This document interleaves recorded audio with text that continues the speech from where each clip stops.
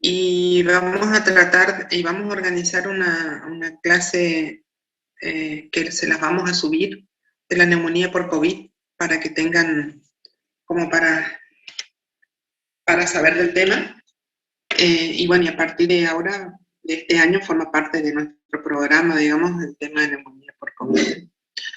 Vamos a tratar de ordenarnos de manera tal de hablar primero de neumonías, de clasificarlas, de ver cómo se hace el diagnóstico y de acuerdo al diagnóstico de la situación, ver cuál es el tratamiento. Vamos a dividir en neumonías extrahospitalarias y neumonías intrahospitalarias y posteriormente vamos a hablar de lo que es el absceso pulmonar y el manejo del diagnóstico y manejo del epidemia. Entonces, vamos a definir a la neumonía como un proceso infeccioso del parénquima pulmonar que se manifiesta por signos y síntomas de infección respiratoria baja y se asocia a la aparición de un infiltrado nuevo en la radiografía de tórax. Fíjense que la definición ya habla de cuadro infeccioso con síntomas respiratorios y un nuevo infiltrado en la radiografía de tórax. Por lo tanto, lo único que haría falta para el diagnóstico es la semiología respiratoria, o sea, la historia clínica del paciente, y se confirmaría con una radiografía. Hay que tener en cuenta que no siempre hay una buena correlación entre lo que es la presentación clínica y el agente causal. Entonces, hay, digamos, está bastante definido lo que es la neumonía típica de la neumonía atípica y de que hay gérmenes que son característicos que dan neumonía atípica y otros típica, pero no siempre vamos a tener una presentación, digamos, bien clara en ese aspecto. Y también muchas veces el paciente tiene la clínica, pero todavía radiográficamente no se aprecia el infiltrado. Eso no quita que el paciente no tenga una neumonía. Tenemos que actuar como si la tuviera. Entonces, datos epidemiológicos a tener en cuenta. Incidencia 10 a 15 por 1000 habitantes por año. Por lo tanto, es una enfermedad frecuente. Sexta causa de mortalidad.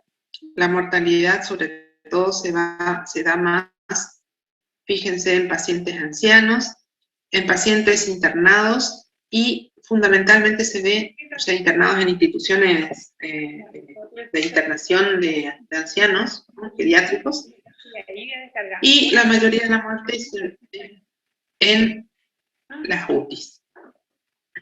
Como fíjense, la mortalidad de pacientes que están haciendo tratamiento ambulatorio es menor al 1%, razón por la cual vamos a ver que hay unos cuantos,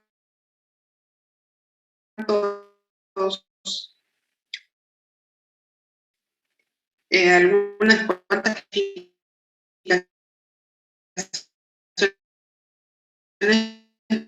evaluación, ¿no? Pacientes que son muchísimas.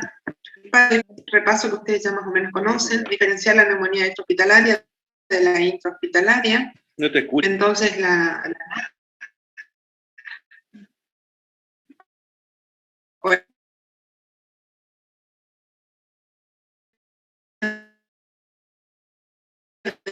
de las veces se debe a influencias más alejados, coco aureus, virus y gérmenes atípicos.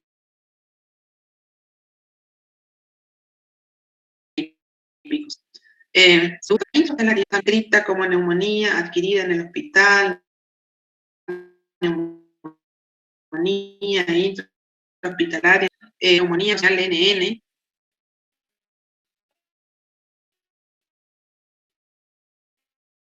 es la que se adquiere de neumonía y que puede aparecer hasta 15 días después del alta del paciente.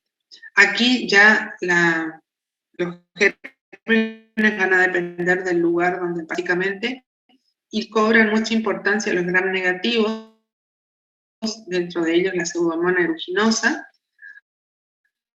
pero también el estafilococo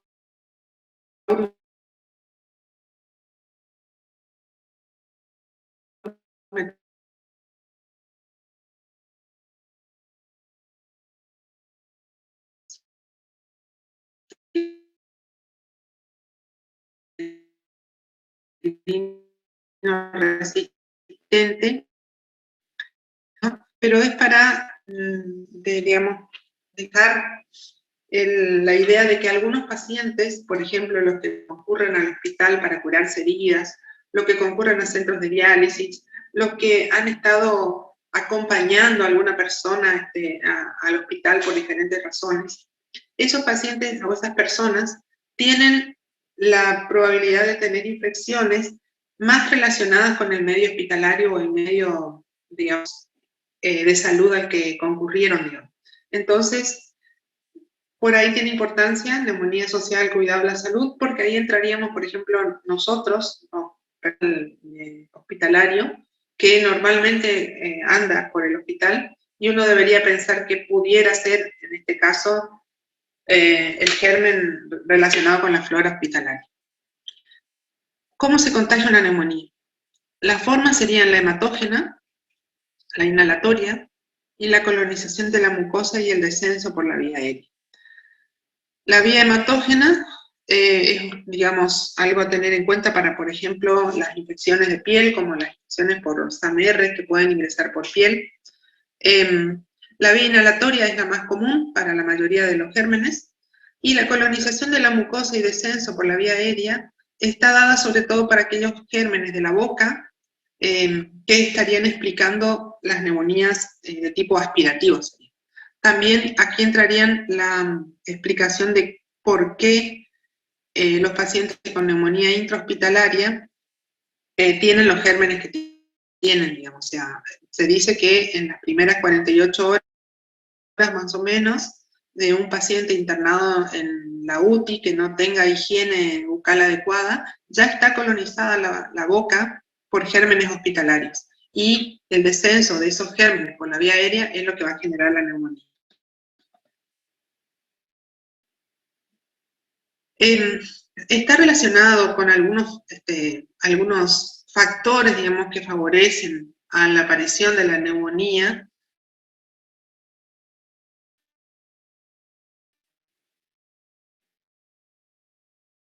No que aparecen ellos, pero aparecen otras. En el alcoholismo que encontramos, que los pacientes a veces pueden vomitar, pueden broncoaspirarse, que generalmente están desnutridos. Entonces, son pacientes que pueden tener neumonía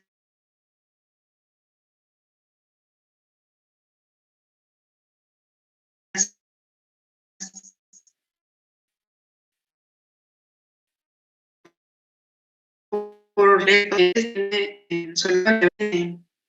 una mala capacidad de quimiotaxis de sus neutrófilos, entonces sus mecanismos de defensa están disminuidos y eso hace que sea más factible que se enfermen.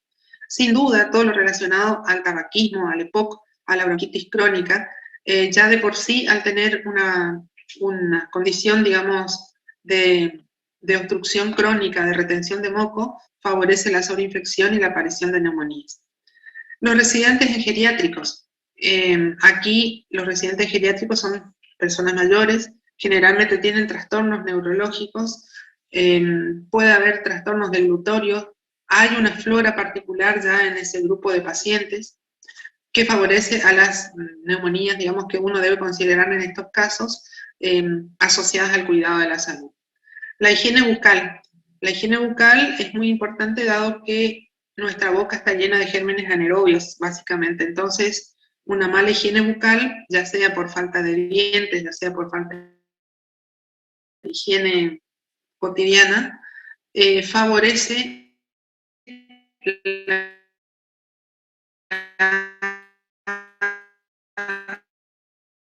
la depresión. La inmunodepresión incluso nos predispone no solamente a las bacterias que habitualmente dan neumonía, sino a las bacterias oportunistas, a los gérmenes oportunistas. La exposición a las aves, por ejemplo, está descrito las neumonías por clamidia, por la citacosis, digamos, debido a la exposición a aves enfermas.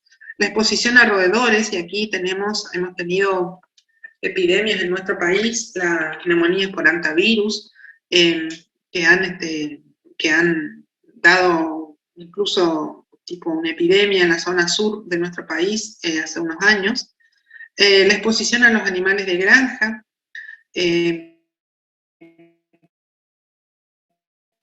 por la fecal de los mismos, y sin duda que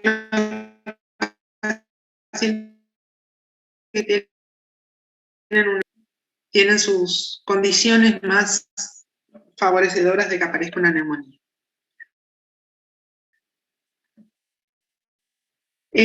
Con respecto a la etiología y los factores de riesgo, hay que tener en cuenta que los bacilos gram negativos van a aparecer, por ejemplo, en pacientes que estuvieran hospitalizados previamente. Estamos hablando previamente en el último 15 días a un mes.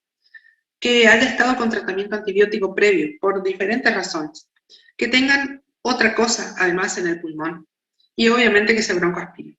Y con respecto a Pseudomonas, lo que siempre uno tiene que preguntar al paciente es si ha estado hospitalizado y si tiene alguna enfermedad pulmonar, básicamente las bronquiectasias crónicas, ¿no? Entonces, esto nos puede ayudar para decidir ya desde el comienzo cuál es el antibiótico que vamos a usar. Cuando vamos a ver el cuadro clínico, es bastante característico, o sea, la neumonía, la clásica neumonía estreptocócica, estaba descrita en nuestros libros antiguos de semiología como un cuadro de comienzo agudo, en donde teníamos el dolor en puntada de costado, la fiebre elevada, la aparición de tos con expectoración purulenta, y eso era altamente, digamos, indicativo de que estábamos ante una neumonía.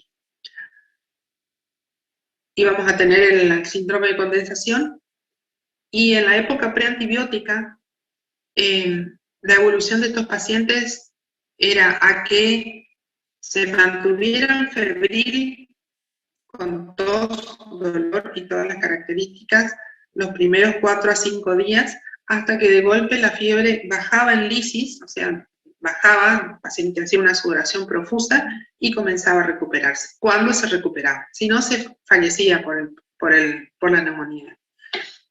Actualmente tenemos accesibilidad a antibióticos, a antipiréticos, a analgésicos ante la presencia de un dolor, de un farmacéutico que le indica algún determinado medicamento. Entonces, por ahí ya no es tan clásica la presentación, pero sí claramente vamos a encontrar la tos, el dolor pleurítico, dolor en puntada de costado, la expectoración que en general para la neumonía típica es una expectoración claramente purulenta, amarillenta, verdosa, y la fiebre. La presencia de disnea me indica una neumonía multilobar o una rápida progresión con, digamos, con compromiso importante del parénquima pulmonar. Menos frecuentemente vamos a tener la tos hemoptoica, el deterioro marcado del estado general, la confusión y los síntomas sistémicos. Esto, por ejemplo, la astenia, las mialgias, la anorexia, la cefalea, a veces la diarrea, son síntomas que aparecen días previos en las neumonías atípicas. Y bueno, la importancia del mal estado general, entonces uno definiría mal estado general porque el paciente está hipotenso, taquicárdico, taquipneico, con algún grado de confusión mental. Eso es lo que me dice el mal estado general. Y claramente la presencia de estas cosas son las que nos van a decir este paciente debe estar internado. Entonces, importa revisar esto. Vamos a ver ahora que hay diferentes clasificaciones al respecto como para ver.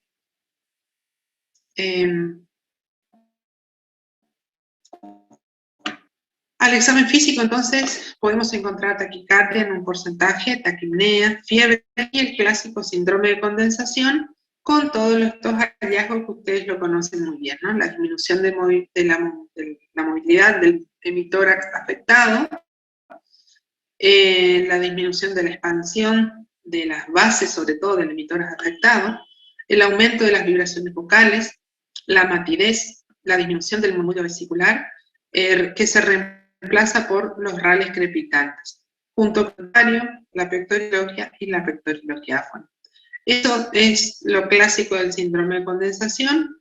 que se ve en los casos de neumonías típicas. Las neumonías atípicas habitualmente no presentan este cuadro clínico, sí pueden presentar la taquicardia, la taquipnea, la fiebre, mucho deterioro de la general, pero no encontramos grandes hallazgos en el examen respiratorio.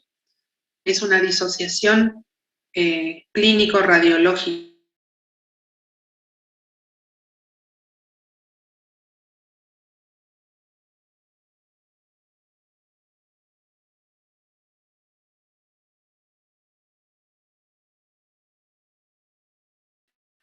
¿Se le cortó a la profe? O miremos. No, parece que No, se cortó. se le cortó a la profe. Yo también pensé que fui yo. Trabó. Entonces, El internet de la profe, capaz sea. en la típica. Doctora.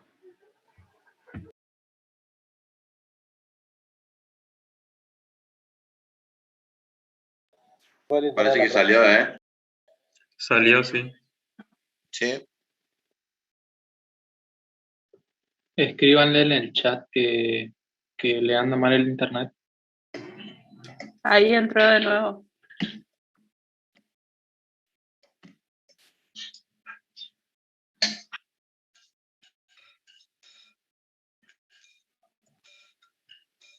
Vayamos acá de vuelta.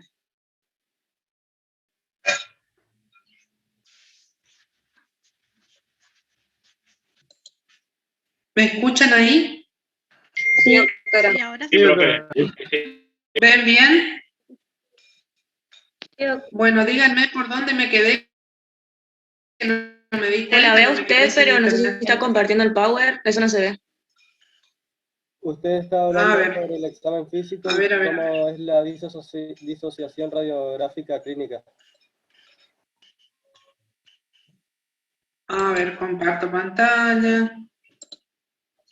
Ay, lo que pasa es que no estoy en la facultad y ahí se complica. Suelo tener buena señal, pero a veces nos engaña.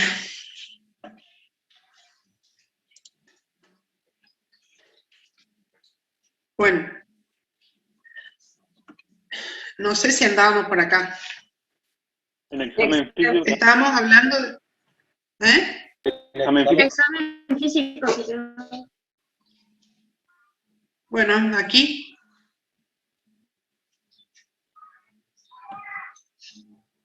Entonces, habíamos hablado que la neumonía típica nos da estos hallazgos, ¿no?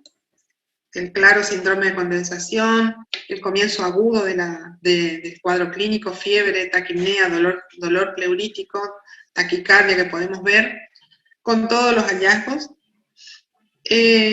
Y también aquí comienzan las diferenciaciones, ¿no? Porque la atípica generalmente viene de días de evolución, con tos seca, con quebrantamiento general, el paciente tiene dolores, tiene mialgia, tiene cefalea, puede tener rinorrea, puede tener dolor de oído, puede tener dolor abdominal con diarrea,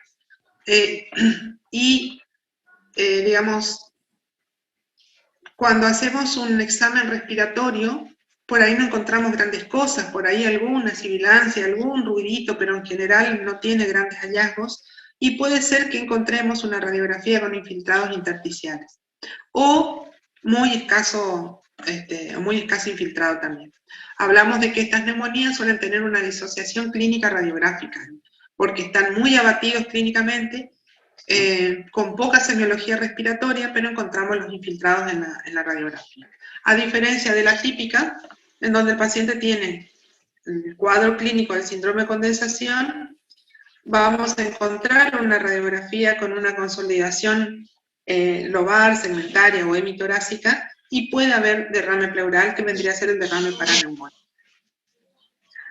Entonces, el diagnóstico básicamente es clínico, digamos, o sea, los estudios complementarios, la radiografía de tórax, los laboratorios, digamos, un hemograma, un cultivo de esputo o un hemocultivo, nos va a servir para valorar la extensión en el caso de la radiografía, identificar la etiología, o sea, buscaremos el agente etiológico, ya sea bacteriano, viral o digamos, causante de la neumonía, determinar la gravedad, porque va a depender de las áreas pulmonares afectadas, o sea, si es unilobar, multilobar, y reconocer las complicaciones, por ejemplo, el derrame pleural, la cavitación, digamos, las complicaciones torácicas habituales de una neumonía. ¿Qué le vamos a pedir en el laboratorio? O podemos pedir, vamos a ver que no siempre pedimos, ¿no? Hemograma con plaquetas. El hemograma nos va a mostrar en una neumonía típica leucocitosis con neutrofilia y desviación a la izquierda. Cuando hay complicaciones podemos tener, por ejemplo, tendencia a la disminución de las plaquetas, y en neumonías graves podemos encontrar a veces leucopenia, no solamente leucocitosis. La eritrosedimentación y la proteína C reactiva van a dar positivas, digamos. Generalmente hay una elevación marcada de la PCR, que generalmente se pide cualitativa, entonces nos informan por cruces. Entonces tenemos 2 o 3 cruces de PCR, tenemos una eritrosedimentación por encima de 50 en la primera hora. ¿La glucemia para qué me sirve? Para ver si el paciente tiene glucemia normal o glucemia alta. Si tiene glucemia alta, es un factor de mal pronóstico, digamos, entonces uno debería considerar que este paciente debería quedarse internado, por ejemplo, ¿no? Urea y creatinina, vamos a ver sobre todo que la uremia, la vamos a usar en uno de los scores para determinar la necesidad de internación, porque nos predice un pronóstico más reservado, digamos, por el hecho de que me informa de que el paciente está probablemente deshidratado o con el comienzo de un deterioro de la función renal. El ionograma, sodio, potasio y cloro, nos sirve fundamentalmente para ver si el paciente no está haciendo una hiponatremia, que es una de las complicaciones que suelen presentarse en algunas neumonías. Una hiponatremia por un cuadro de síndrome inapropiado de secreción de hormona antidiurética. Gases en sangre, otro predictor de mala evolución, digamos. Si el paciente tiene una hipoxemia, me está indicando que estamos teniendo una situación delicada. Cultivos, y bueno, se ha visto que para la neumonía extrahospitalaria, la toma de hemocultivos tiene una muy baja rentabilidad en obtener el germen, diferente de la intrahospitalaria. Entonces, de primera instancia, no sería necesario en una neumonía sin criterios de gravedad de la comunidad pedir hemocultivos. Si fuera necesario, se puede pedir cultivo de esputo, ¿no? Algunas veces en neumonías atípicas, en donde no hay tos ni expectoración, uno puede incluso llegar a solicitar estudios como fibrobroncoscopía o lavado para tratar de rescatar un germen. Serología. Y muchas veces las neumonías atípicas, sobre todo que son por gérmenes intracelulares y que no siempre los podemos rescatar, tenemos que hacer cultivos muy especiales, podemos pedir serología. Entonces, la seroconversión o la elevación de los niveles ante determinados, digamos, para determinados gérmenes, por ejemplo, legionela, micoplasma, coxiela, clamidia, etcétera, podrían ser de utilidad para confirmar que estamos ante esta situación. Y hoy, desde el año pasado, pandemia COVID, se impondría en algunas situaciones pedir, por ejemplo, un panel de anticuerpos para los virus prevalentes, ¿no? De influenza H1, H1N1, influenza general y los coronavirus de los últimos años, sumado al COVID-19.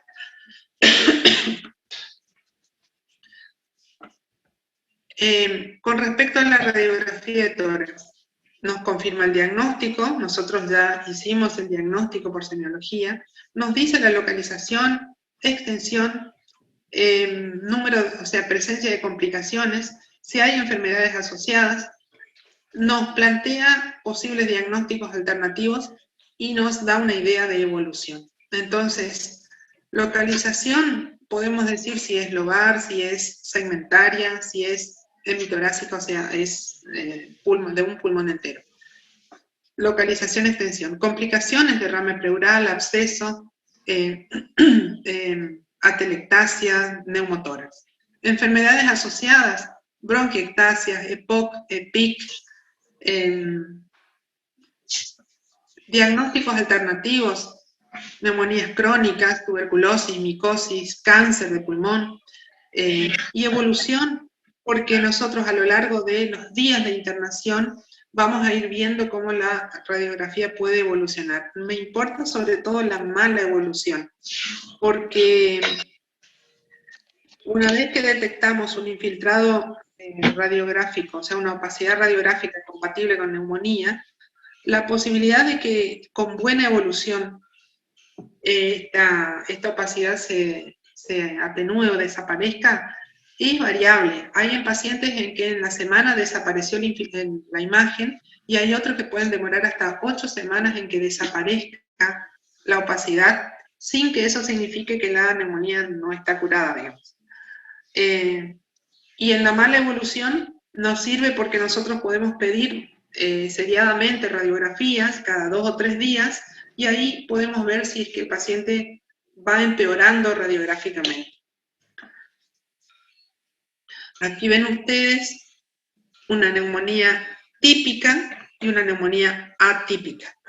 En la neumonía típica pueden ver que tenemos una opacidad, digamos, heterogénea, pero que si ven acá tenemos un bronquio que está limitada por la cisura menor y que tiene acá otra imagen, ¿no? Si nosotros hacemos un perfil, probablemente podamos ver si esto se corresponde a algún segmento del lóbulo medio o a los segmentos superiores del lóbulo inferior, ¿no? Bien delimitada.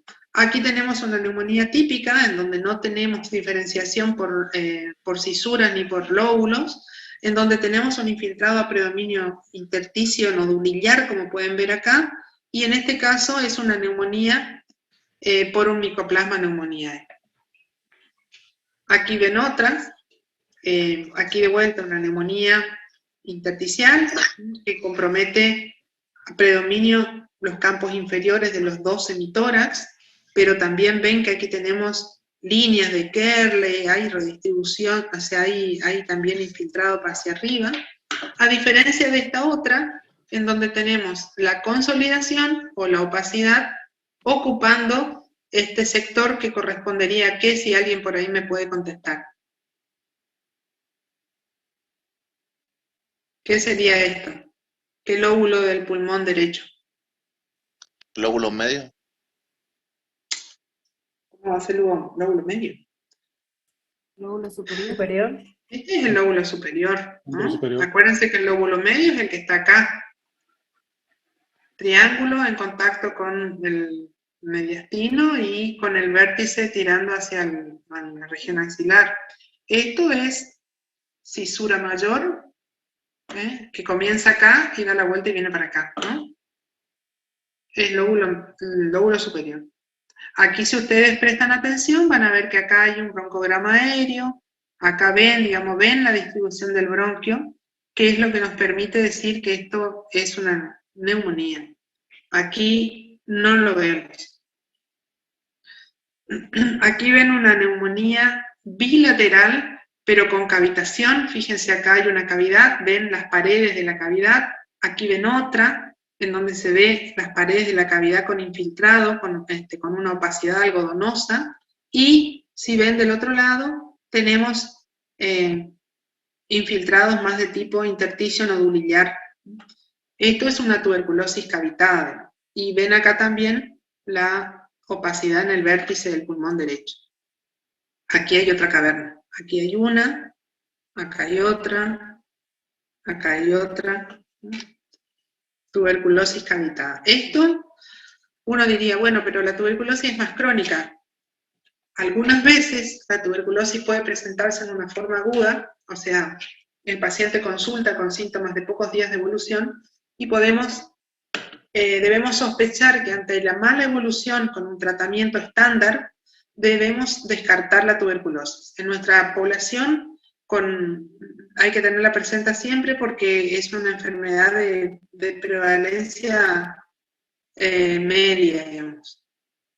Aquí tienen otra neumonía bilateral, en este caso es un niño que tiene bronquiectasia, probablemente por una fibrosis quística, y fíjense cómo tenemos una bronconeumonía en realidad porque tenemos múltiples focos de consolidación bilateral sin respetar lóbulos o cisuras.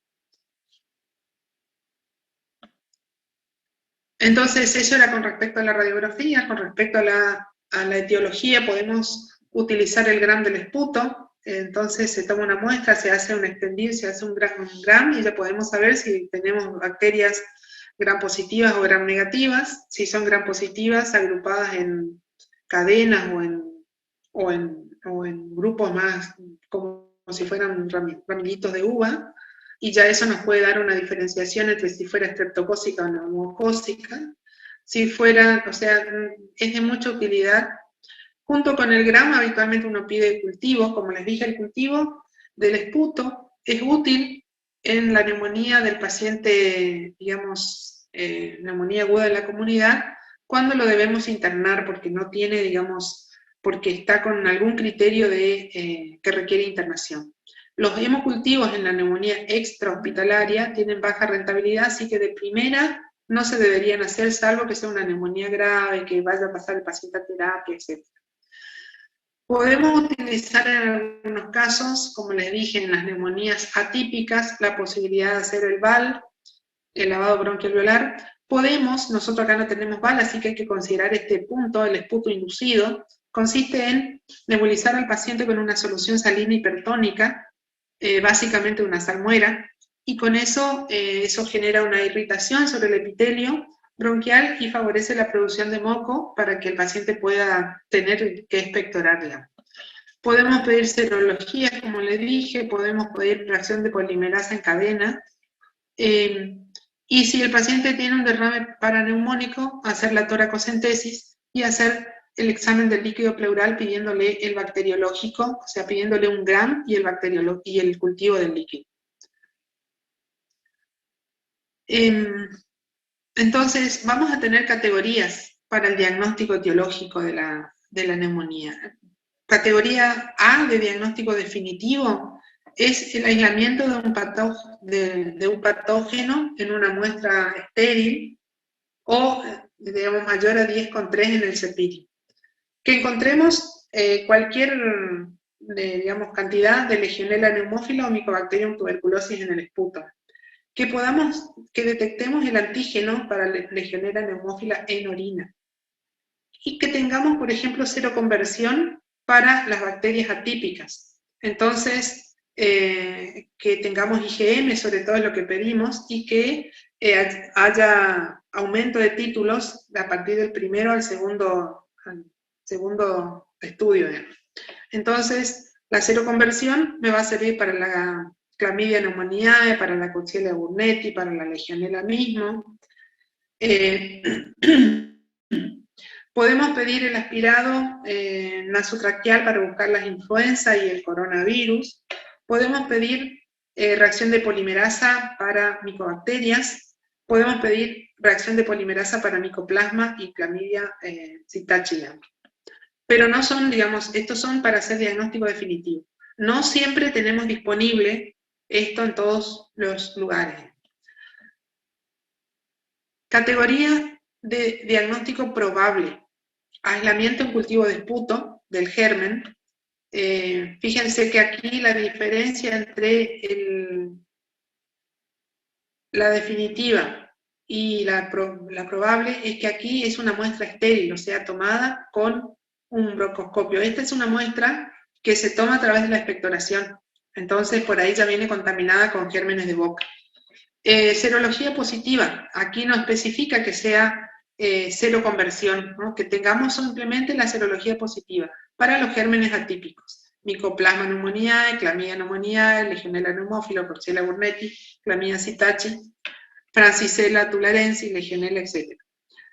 Y bueno, está descrito, o sea, se puede pedir el antígeno urinario para Streptococcus pneumoniae, que sería también un diagnóstico probable de neumonía neumocócica. Y ya entrando a lo que son las guías,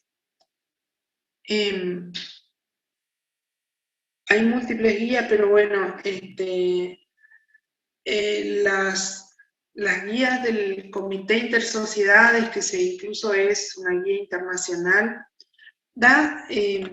divide a los pacientes en pacientes menores de 65 años sin comorbilidades, pacientes menores de 65 años con comorbilidades y pacientes mayores de 65 años. Entonces nos da opciones de máxima y de mínima para hacer el diagnóstico. Entonces, en pacientes menores de 65 años y sin comorbilidades, o sea, un paciente sano, la opción mínima para confirmar la neumonía es una radiografía de tórax de frente. Y la opción máxima sería frente y perfil, Gram y cultivo de esputo y una fórmula leucocitaria. Esto para un paciente previamente sano, ¿no? El paciente que tiene 65, o sea, el paciente ambulatorio que tenga comorbilidades, ya tenemos una opción mínima que involucra un laboratorio básico, hemograma, uremia, glucemia, orina, y una opción máxima que es a lo anterior el Gram y cultivo de esputo.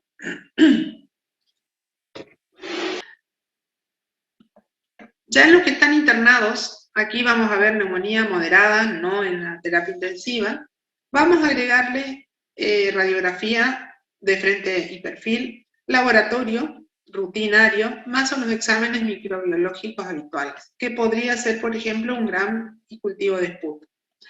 La opción máxima sería exámenes microbiológicos especiales, entonces paneles de anticuerpos, hemocultivos, pruebas serológicas, ¿no? Y aquí en la máxima uno debería considerar que en el laboratorio rutinario le vamos a pedir una gasometría arterial.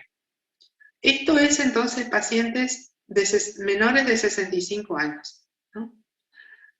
En los pacientes que están internados en UTI, vamos a ver que ya se impone laboratorio de acuerdo a la situación clínica, entonces va a ser el laboratorio completo, la gasometría arterial, los hemocultivos.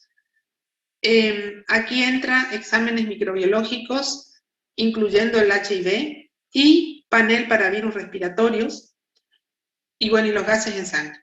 Y la opción máxima es llegar a la broncoscopía o a lo que le suelen llamar los terapistas el minival, que es a través del tubo orotraqueal, hacerle un lavado digamos bronquioalveolar, instilando solución fisiológica y después aspirando para mandar a cultivo.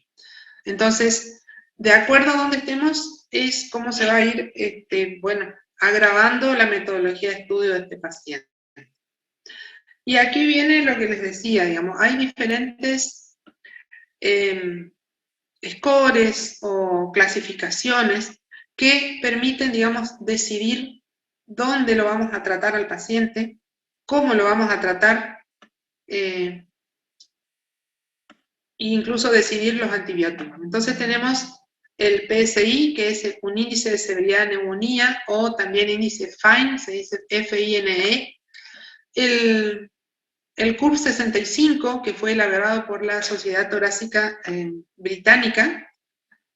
Después de unos años que apareció el CURB, idearon el CRB, que ya vamos a ver en qué consiste, y nos basamos, sobre todo para el tratamiento, la guía elaborada por el Comité Intersociedades. Lo primero, esto es el PSI. Fíjense que considera varias cositas y que es bastante complejo de sacar el puntaje, porque a todo esto uno le tiene que tener una planilla para hacer todo el recuento, y fíjense que considera la edad. Entonces ya ponemos la edad de los pacientes en años, y a las mujeres le ponemos la edad menos 10. Si reside en un geriátrico, se le suma puntos. Si tiene comorbilidad, depende de qué morbilidad, se le suma puntos. Y después pasamos a los hallazgos clínicos. en donde la alteración de la conciencia es un punto a tener en cuenta, la frecuencia respiratoria, la presión arterial sistólica descendida por debajo de 90, la temperatura menor de 35 o mayor de 40, o hasta 40, perdón, la frecuencia cardíaca elevada, todo eso se va punteando. El laboratorio, el pH, la urea, el sodio bajo, la glucemia elevada, el hematocrito bajo, la saturación de oxígeno baja, la presencia de derrame pleural. Todo esto se suma y nos va a dar un puntaje, digamos. Entonces, este puntaje nos dice esto. Nos habla del riesgo, nos habla de la mortalidad a 30 días y nos indica cómo debe manejarse el paciente. Entonces, si el paciente tiene un score menor a 70, igual o menor a 70, fíjense que la mortalidad es entre 0,1 a 0,6%, el riesgo obviamente es muy bajo, y el tratamiento debe ser ambulatorio, ¿no? Se le da la medicación, se va a la casa. Si el paciente tiene entre 70 y 90, estamos hablando ya que tiene un riesgo moderado de complicarse y morirse, tiene una mortalidad ya cerca del 1, y que el tratamiento. Si le da 130 y más de 130, fíjense cómo va aumentando la mortalidad de estos pacientes. El riesgo 4 tiene 9% de mortalidad.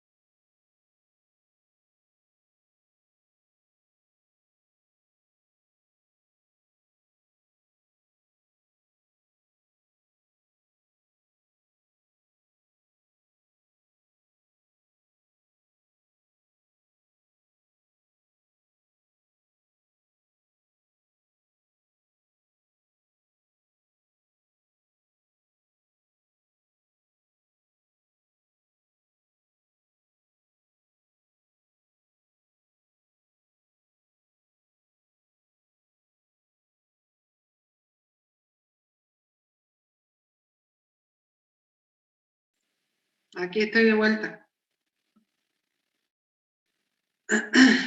Bueno, comparto pantalla de nuevo. ¿Me escuchan ahora? Sí, doctora. Sí, bueno, doctora. Parece por acá más, ¿no? Como les decía, este esquema, esta clasificación, tiene estos problemas.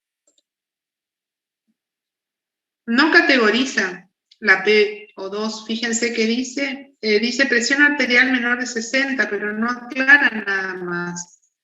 No considera factores sociales, que nosotros acá le damos mucha importancia al factor social. No puntúa la cognición, o sea, dice confusión, alteración de la conciencia, pero no dice cuál. Y no valora si el paciente come o no come. Y bueno, muchas veces se termina internando pacientes de la categoría 1 a 3 que habíamos visto que no requerían internación, o el otro requería una internación muy corta. Y es complejo, es complicado. Entonces ya ha aparecido el CUR 65. El CUR 65 consiste en considerar el estado de conciencia del paciente, o sea que cualquier grado de deterioro previo a su estado previo de conciencia se debe considerar. La presencia de urea, en realidad la urea es por encima de 40 miligramos de decilitro, de que tengamos una frecuencia respiratoria mayor a 30 y que tengamos una presión arterial menor a 90 sistólica y menor a 60 diastólica. Eso sumado a la edad. Esto también, ¿para qué se hizo? Para exactamente lo mismo. Entonces, con este curve, nosotros podemos establecer esto. Fíjense, el paciente que tiene 0 factor curve tiene una mortalidad del 0.7%. El paciente que tiene un punto del curve, supongamos, una persona que tiene 80 años y que no tiene ningún otro factor, tiene una mortalidad del 2.1%, y como la mortalidad es baja, se puede iniciar un tratamiento ambulatorio. Si el paciente ya tiene 2 puntos del curve, supongamos 80 años y tiene taquipnea, la mortalidad sube al 10% y debe ir a internarse en sala general. Y los puntos 3, 4 y 5 del curve, fíjense cómo aumenta drásticamente la mortalidad, y podríamos discutir si el punto 3 se interna en sala o se interna en UTI, pero sin duda que el curve 4 y el curve 5 se internan en cuidados intensivos. Como verán, es mucho más fácil, es mucho más sencillo, y bueno, sin tanta planilla de diferentes cosas, podemos decidir. Entonces, una persona que tenga 65 años más confusión mental y una urea encima de 40, ya debería internarse, ¿no? Y si a eso se le suma taquipnea, ya debería ir a UTI. Porque si ustedes piensan, este paciente está con fallo renal, con deterioro neurológico por la infección y está con un deterioro respiratorio.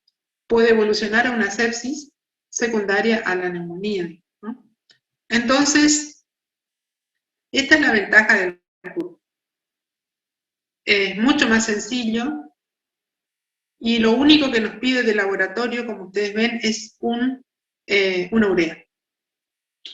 Después, una vez que el paciente se interna, vamos a pedirle todo lo que vimos que se tiene que pedir. Bueno, y no les he puesto acá el CRB. El CRB es un score parecido, pero fíjense, tiene el estado mental, tiene la frecuencia respiratoria, tiene la presión arterial y la edad. Es un score que se utiliza en la atención primaria de la salud, que no requiere ningún laboratorio porque se ha sacado la urea, que va a determinar si el paciente puede ser tratamiento ambulatorio o debe internarse. Y en este caso, si el paciente tiene uno solo, o sea, acá digamos, si el paciente tiene uno solo de los criterios, debería considerarse la internación. Y 2 criterios con más razón, ¿no?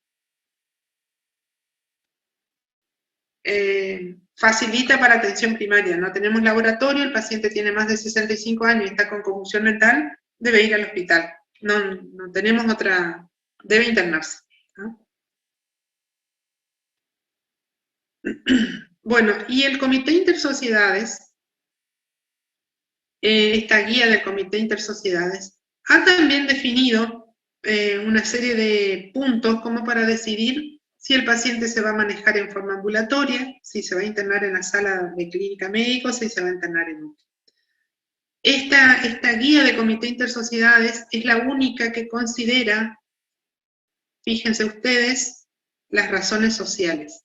Las razones sociales sería que el paciente viva alejado del centro de salud, que no tenga recursos para comprar su medicación, que no tenga ningún persona responsable que pueda cuidarlo.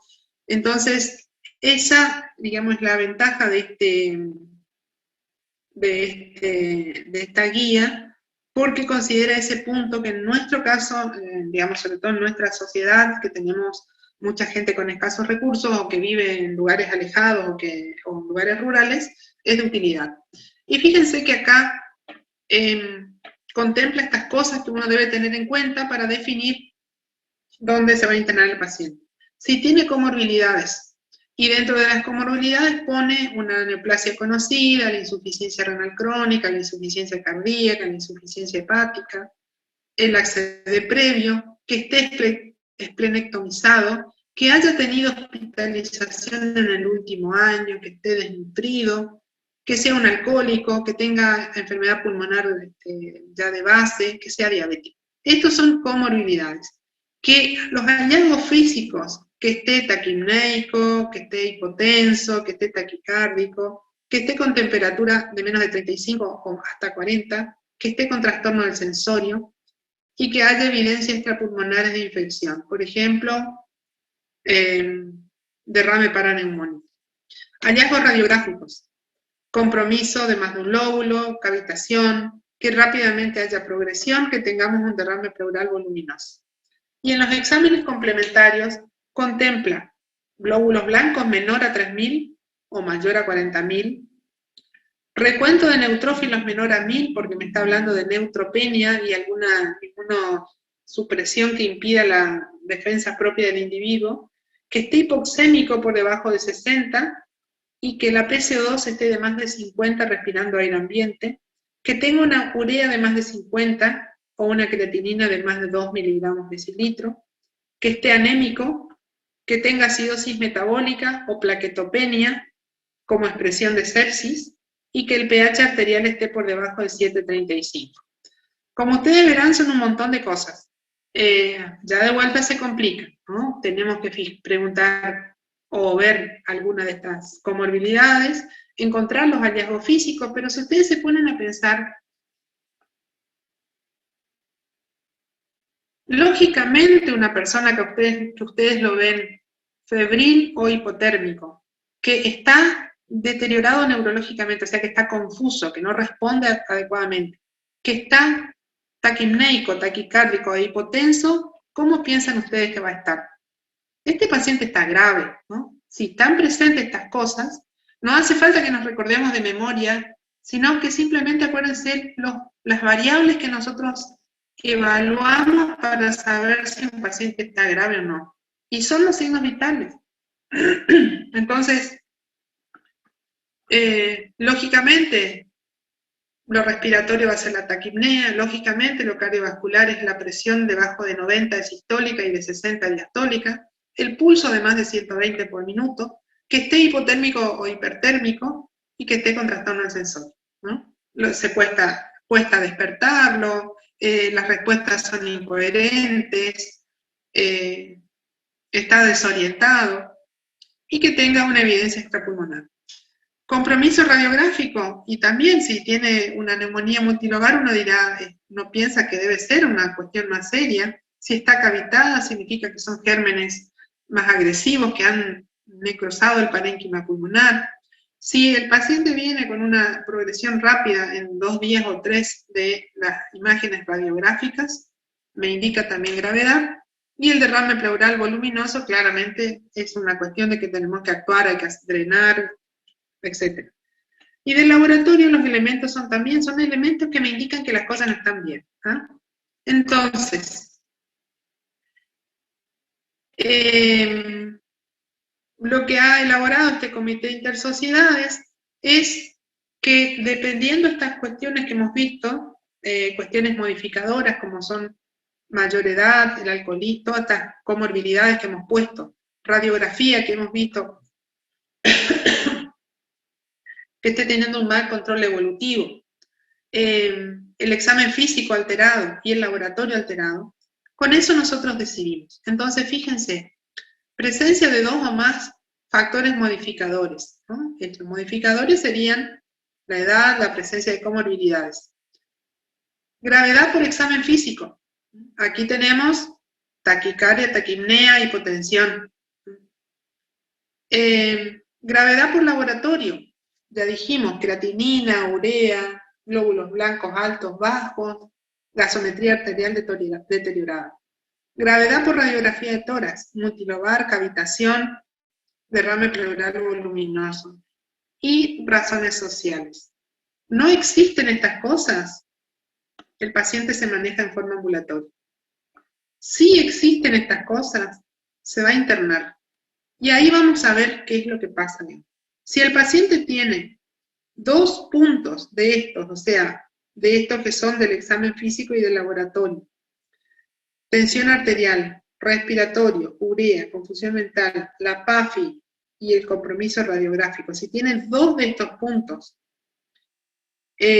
o fallo respiratorio con necesidad de RM, o fallo hemodinámico con necesidad de inotrópicos, este paciente tiene que ir directamente a UTI.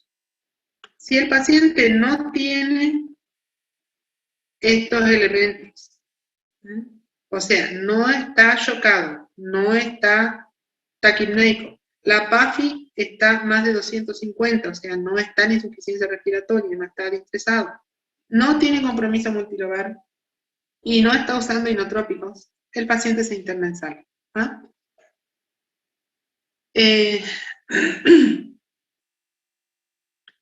Uno por ahí piensa que es complejo, pero cuando nos ponemos a pensar cuáles son estos factores modificadores, cuáles son los factores que nos dan gravedad por examen físico, por laboratorio y por placa, los tenemos que asociar enseguida.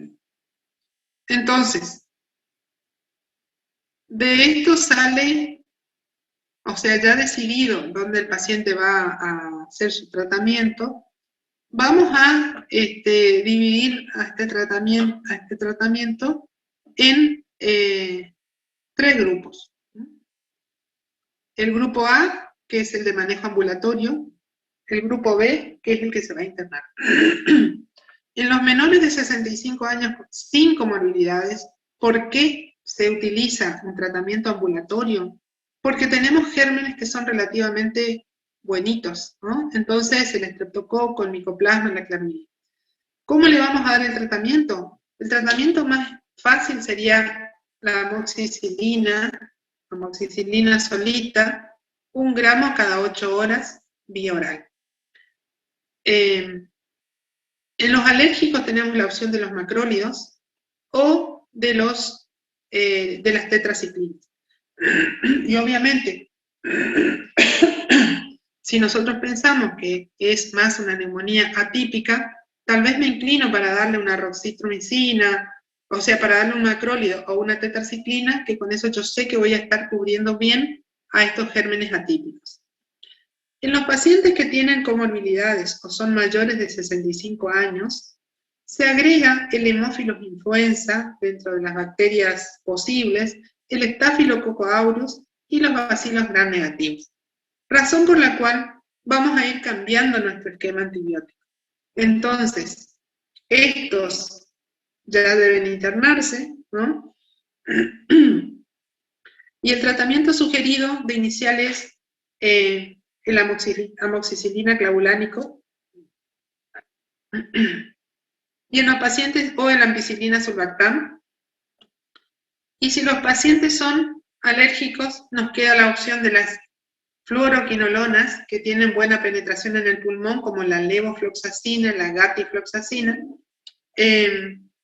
Y si el paciente es alérgico, no podemos usar ceftriaxona, porque acuérdense, es un beta-lactámico igual que la amoxicilina, así que no debería usarse. Después tenemos, dentro del grupo 2, los que van a internarse, los que tienen sospecha de etiología neumocócica. Entonces, ¿quiénes son estos? Son los pacientes que no han tenido antecedentes de contacto con otras personas que hayan estado enfermas, que no tengan contacto con el hospital, en donde nosotros pensamos que lo más probable es que sea un neumococo. Si se va a internar, y se va a internar, dijimos, porque tiene alguna condición de su examen físico que obliga a la internación, el primer tratamiento para el estreptococo neumoniae, es la ampicilina sola, sin el sulbactam. Ampicilina 1 gramo cada 6 horas. Y si es alérgico, caemos en lo mismo, digamos, en los macrólidos o en las fluoroquinolonas. Si el paciente tiene comorbilidades, es mayor de 65 años, nuevamente tenemos, y vamos a pensar ya en otros gérmenes, en el Haemophilus influenza, la Mycoplasma pneumoniae, el Staphylococcus aureus, los bacilos gram negativos y la Legionella pneumófila. Entonces, en estos pacientes con comorbilidades mayores de 65 años, que tienen criterios de internación en la sala general, el tratamiento de elección es el ambisulbactam, 1 gramo cada 1,5 gramos cada 8 horas intravenoso, asociado a una claritromicina 500 miligramos cada 12 horas. Ese sería el esquema de inicio, de primera elección. Si el paciente tiene, digamos, un riesgo mayor, o a nosotros nos parece que sería prudente cubrir mejor los gram negativos, vamos a utilizar ceftriaxona o cefotaxima, la ceftriaxona 1 gramo cada 12 horas, sumado a la claritromicina 500 miligramos cada 12 horas. Estos son los que tienen entonces criterio de estar internados en sala general. Que ya hemos visto eran los que no tenían criterios de gravedad para ir a UTI.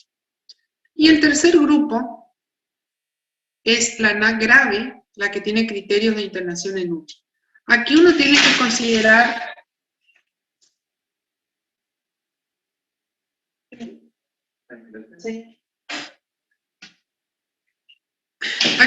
que considerar esto primero. Si tiene factores de riesgo para Pseudomonas aeruginosa. ¿Se acuerdan cuáles eran? Se los dije hace un ratito. Hospitalización anterior o doença pulmonar previa. Bien. En esos casos, entonces, nosotros consideramos que tiene el factor de riesgo para la Pseudomonas. Si no lo tiene, fíjense que el tratamiento es el mismo de inicio, es el ampicsulbactam más la claritromicina, o la ceftriaxona más la claritromicina. Y hay opciones si los pacientes son alérgicos, ¿no? Si tenemos riesgo para Pseudomonas aeruginosa, el tratamiento antibiótico va a ser más agresivo. Vamos a utilizar la ceftazidima, que es la única cefalosporina de tercera antipseudomónica con buen efecto, que se debe usar 2 gramos endovenoso cada 8 horas, asociado a una fluoroquinolona, como puede ser la levofloxacina o la gatifloxacina, ¿no? Podemos utilizar aquí también la piperacilina tazobactam en dosis de 13,5 gramos por día, o sea, 4,5 cada 8 horas, más ciprofloxacina, o podemos usar piperacilina tazobactam más amikacina y más claritromicina. Esos serían los esquemas antibióticos sugeridos en pacientes que tienen factores de riesgo para Pseudomonas aeruginosa. ¿Me están escuchando bien? Sí, doctora, me escucha. Bien, bueno. Por ahí parece que se me va de vuelta el... sospecha por infecciones atípicas. Entonces, Mycoplasma pneumoniae. Lo ideal sería usar macrólidos. Acá la sugerencia es endovenosa, pero al no tener endovenoso hay que usar la vía oral en la misma dosis porque tiene una muy buena biodisponibilidad de estos antibióticos. O las tetraciclinas, la doxiciclina cada 12 horas. Si tenemos citacosis o tenemos alta sospecha, en este caso, ¿se acuerdan? Eran los que han estado en contacto con aves, sobre todo con aves que se enfermaron y murieron, los que tienen loritos en la casa, canarios, esas cosas. Aquí lo ideal es la doxiciclina, ¿no? Hay que hacer doxiciclina por generalmente 2 a 4 semanas de tratamiento. Si el paciente ha tenido una aspiración masiva de líquido gástrico y está infectado, lo ideal es hacer ampicilina sulbactam. La ampicilina sulbactam me cubre los gram positivos, me cubre gram negativos de boca y me cubre anaerobios. Entonces, la primera elección sería la ampicsulbactam. En los alérgicos a la penicilina hay que usar la clindamicina, que es un excelente antibiótico digamos con un buen espectro para los anaerobios, y la ciprofloxacina, ¿no? Que va más para los gram negativos.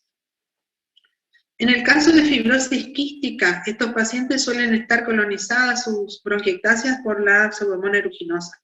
Entonces, la opción es piperacilina más amikacina, ciprofloxacina, ceftazidima, asociada a una quinolona como por ejemplo una levofloxacina.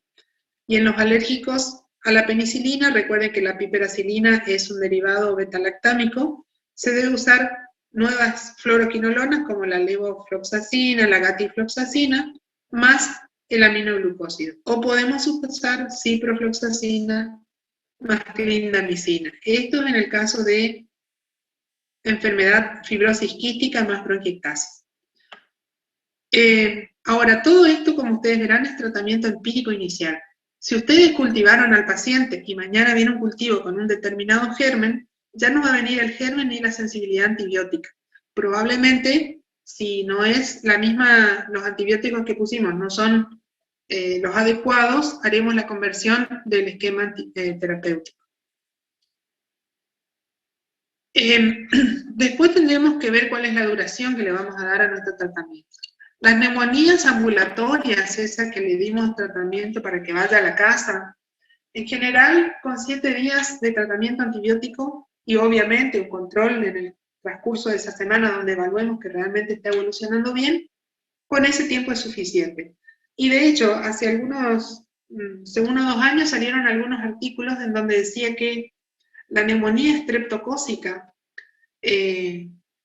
digamos, puede tratarse con de 3 a 5 días de antibiótico, porque el antibiótico sería para que inicie, digamos, la erradicación bacteriana y después la misma inmunidad del individuo se termina de combatir el resto. Pero bueno, quedémonos en 7 días. Si el paciente está internado, no le vamos a hacer todo el tiempo en internación. En general, uno considera que si el paciente tiene buena evolución, está sin fiebre, desaparecen los signos que motivaron la internación, la taquipnea, la taquicardia, que ha mejorado la expectoración, que ha desaparecido el dolor pleurítico, y que en laboratorio se ha observado disminución de la leucocitosis, el paciente puede pasar a una medicación vía oral entre el 3 y 5º día de medicación endovenosa y puede completar su tratamiento en forma ambulatoria.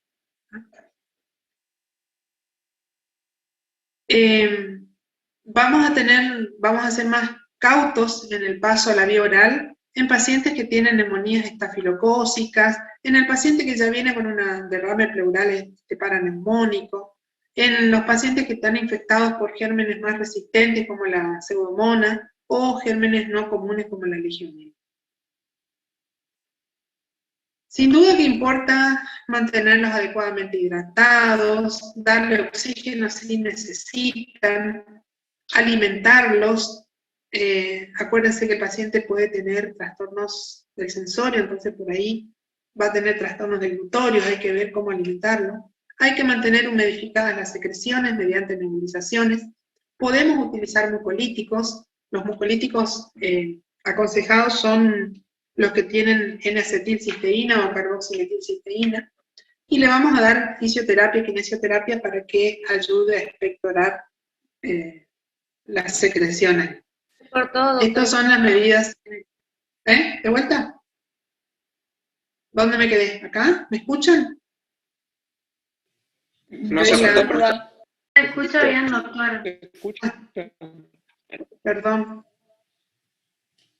A mí no me cortó, Bueno. profe. Tal vez es algo tuyo, si los demás ven.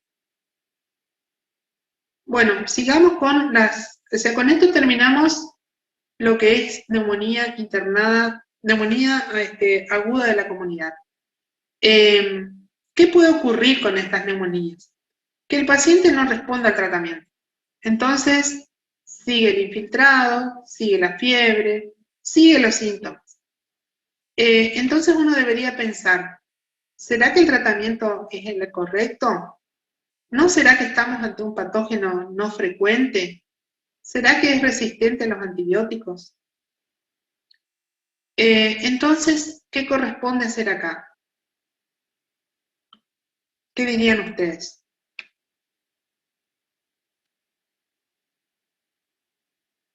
Hay que buscar otras causas. Podría ser, no sé,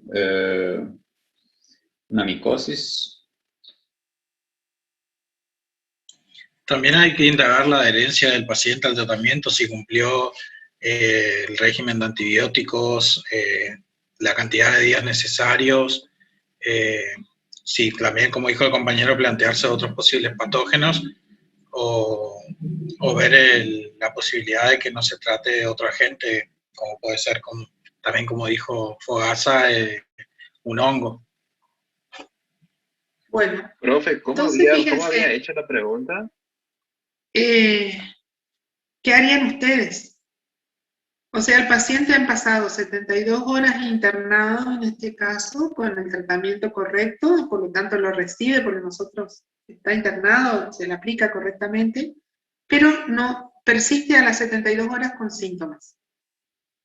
Entonces, ¿Y si puede ser pensamos que el en un tratamiento tratamiento, todavía no haya hecho efecto? bueno, en general, luego de la instauración de un esquema antibiótico, en el más del 90% de los casos, en 48 horas tiene que verse el efecto. Máximo 72. En ese tiempo tiene que verse el efecto del antibiótico y tiene que empezar a verse mejoría. Entonces tiene que desaparecer la fiebre y comenzar a mejorar el paciente. Si no ocurre tratamiento incorrecto o inapropiado, deberíamos pensar si la dosis fue la correcta, deberíamos pensar si el tratamiento es el correcto, o si no es un germen resistente. Entonces, ¿qué correspondería hacer? Tomar, o sea, suspender el antibiótico, tomar cultivos, Un antibiograma. porque acuérdense que no siempre, y esperar un antibiograma, ¿no? O sea, si, si hemos tomado cultivo al ingreso, más o menos a las 48-72 horas vamos a tener un antibiograma del germen. Pero si no hemos tomado, ese es el momento para decir, suspendo una vida media del antibiótico, tomo hemocultivo, tomo cultivo de esputo, y veo qué pasa. Entonces, puede ser que mi tratamiento haya sido inefectivo por falta de dosis, ajustaría la dosis. Que no sea un patógeno habitual, que sea un hongo, por ejemplo, como dijo el compañero, que sea una tuberculosis, que sea un fármaco que no, un antibiótico, un germen que no cubrimos. Por ejemplo, si no le pusimos un macrólido, no cubrimos gérmenes atípicos, ¿no? Que sea un virus, ¿no? Entonces, uno debería considerar y replantearse el tratamiento. Se suspende una vida media, se toman cultivos, se analiza de vuelta la situación y se medica de acuerdo a lo que aparezca, ¿no? Y si nos sigue apareciendo otra cosa, hay que agregar los antibióticos que faltan. Profesora, ¿podría ser que en el momento de la internación se haya contagiado con otro patógeno?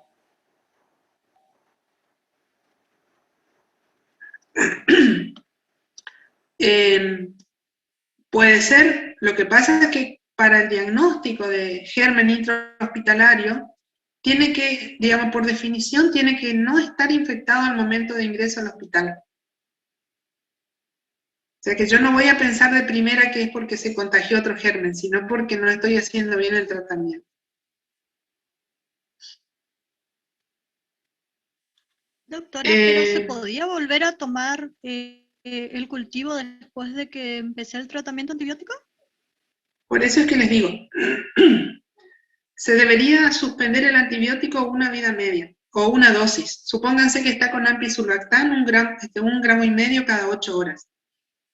Y supongan que está recibiendo a las 12, a las 20 y a las 04 de la mañana.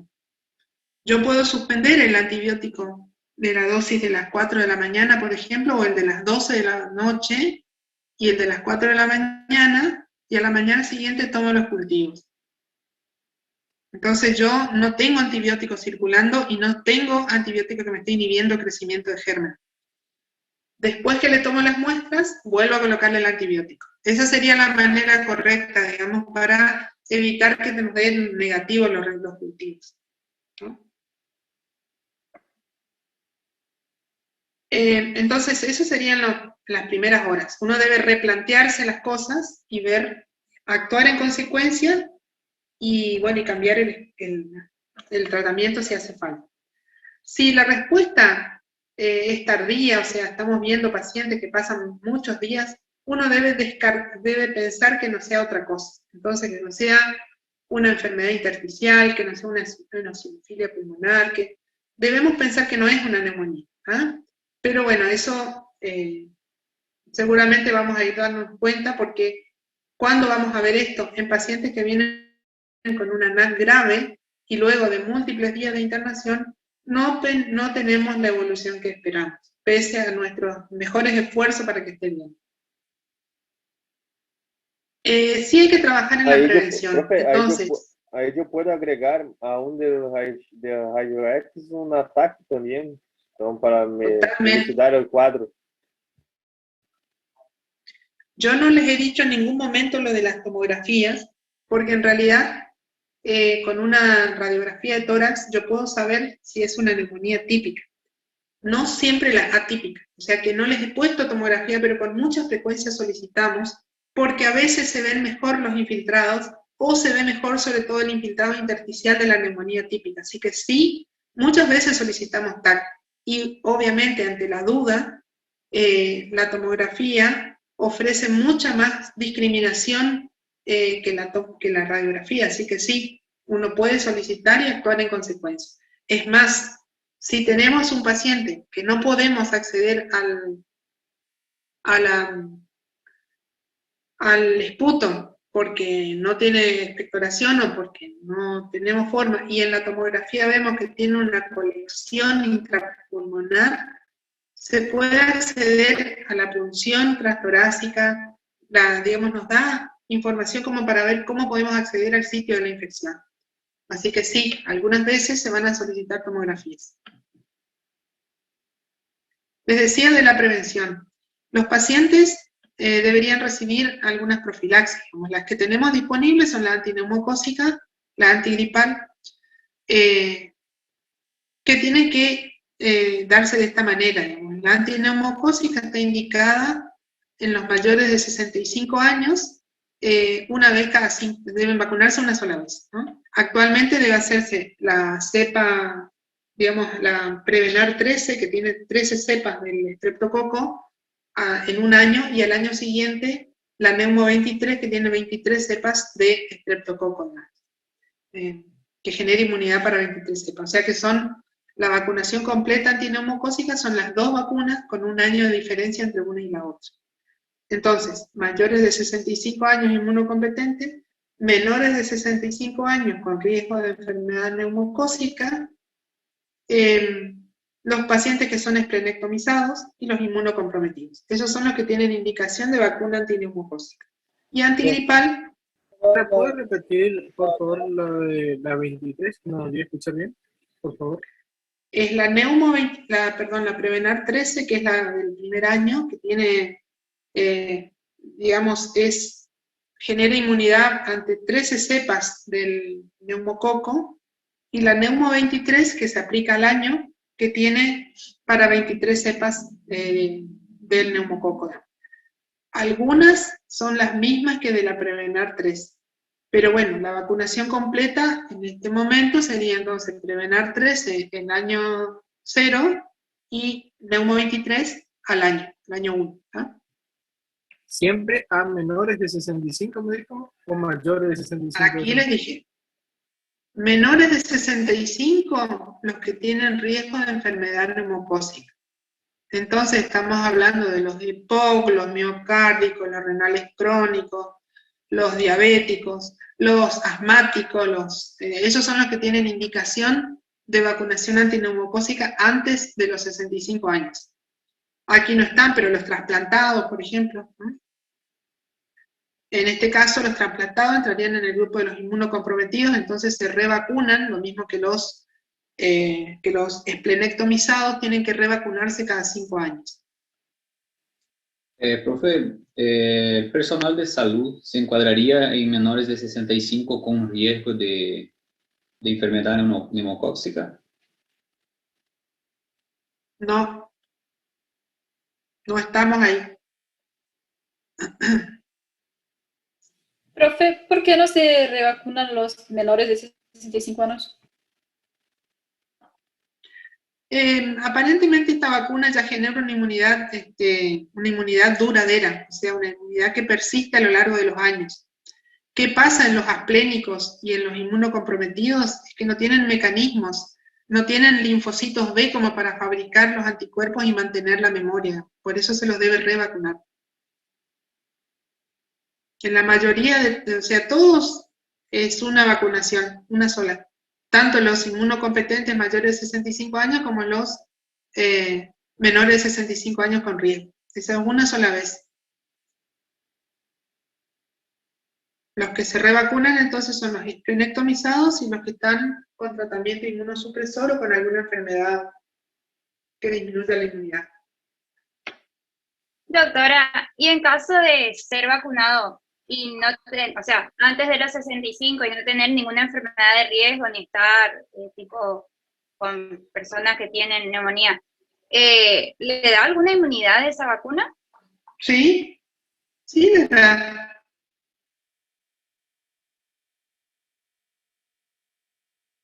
¿Sí? Bueno, avancemos. La antigripal, actualmente prácticamente a todos. Y aquí sí entra el personal de salud. La antigripal sí. Entonces, la vacunación antigripal se hace generalmente con la cepa del año anterior. Entonces, este año 2021 nos vacunamos con la cepa del 2020, o sea, con la vacuna hecha a partir de las cepas recolectadas en el año 2020, y así sucesivamente.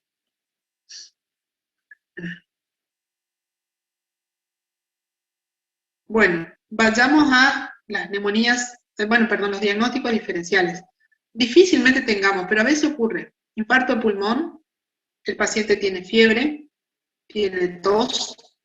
La tos sí acá es hemoptoica, así que hay aquí una diferencia, pero después el resto es exactamente igual. Uno debería ir a buscar el factor de riesgo para el infarto de pulmón, ¿no? La trombosis venosa, la discrasia, el trastorno de coagulación, pero después se comporta muy parecido, da una clínica muy parecida, da una imagen radiográfica muy parecida, así que habrá que hacer diferenciación con esto, digamos, porque el tratamiento obviamente es diferente. ¿Se acuerdan? Esta es una EPIC, es la neumonía organizativa con bronquiolitis obliterante. Es una EPIC, esto no responde a los antibióticos, responde a los corticoides, pero puede presentarse con un cuadro parecido, tos, disnea, dolor en puntada de costado, etc. Neumonía eosinofílica, por suerte rarísima, aparece asociada a infecciones parasitarias, a reacciones, reacciones inmunológicas crónicas o, alguna noxa que haya generado, la respuesta eosinofílica. La aspiración de partículas o de contenido gástrico, aquí hay que diferenciar si es que da solamente una neumonitis química, que de hecho muchas veces vemos solamente eso, y no hay infección, no hay sobreinfección, entonces no correspondería en alguna situación en la aspiración gástrica poner antibióticos. Enfermedades inmunológicas, vasculíticas, etcétera, que pueden comportarse parecidos, y el cáncer de pulmón, ayer habíamos hablado que más o menos entre un 3 y un 5% aproximadamente de las neumonías suelen esconder, que algunos cánceres de pulmón pueden presentarse con una neumonía aguda en la comunidad y que gracias a que hicieron la neumonía podemos encontrar el cáncer, digamos, en la misma localización, digamos, donde estuvo la neumonía. Aquí ven ustedes un bloc neumónico, seguramente esto es el lóbulo inferior izquierdo. Aquí ven un paciente que comienza con tos, expectoración y fiebre, se le puso antibiótico con una respuesta parcial, y uno pensaría en esta placa que claramente el paciente tiene un EPOC que podría ser que esconda un cáncer detrás, ¿verdad? Aquí se vio, por ejemplo, tenía una radiografía de 6 meses antes, en donde se ven aquí, se ve un pequeño nodulito, que se ve acá también, en la magnificada. Así que probablemente este paciente sí era un cáncer, de hecho lo era, y hizo una neumonía en el segmento donde tenía la lesión. Por fibrobroncoscopía se determinó que era un carcinoma epidermoide. Radiografía pre, radiografía de ahora. Aquí tienen otro caso. Este es un paciente que venía con tos y expectoración, que se fue tratado con antibióticos y hubo mejoría, pero se notó un ensanchamiento, bueno, y se notaba el ensanchamiento mediastinal. Y no, y digamos, la mejoría fue parcial. En este paciente, por ejemplo, le hicieron la tomografía. Y fíjense lo que encontraron. Un megaesófago lleno de contenido alimentario. Entonces aquí se asumió que el mecanismo de la infección respiratoria era la broncoaspiración del contenido de este esófago acalásico.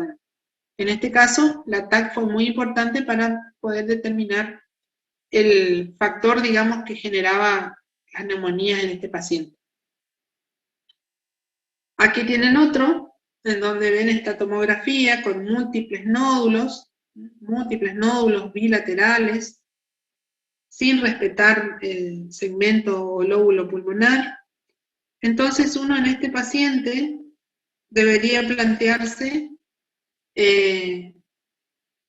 diagnósticos diferenciales, digamos, ¿no?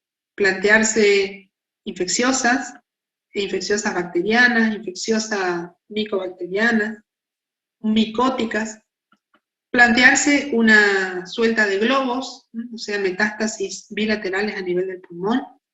Y acá, dentro de las infecciosas, plantearse los gérmenes muy virulentos, como por ejemplo el estafilococo aureus. Entonces, es lo que uno debe sospechar en este caso, ¿no? Entonces, esto merece tomar cultivo. Acá, por ejemplo, este derrame pleural que se ve acá es muy pequeño, entonces no permite meter una aguja para tomar muestras. Este paciente se merece cultivo de esputo, hemocultivo, y si le tuvieran que poner ustedes un antibiótico, supónganse que esté con fiebre, que esté con disnea, ¿qué le pondrían? ¿Dónde lo internarían a este paciente? Porque seguramente está con la gasometría alterada.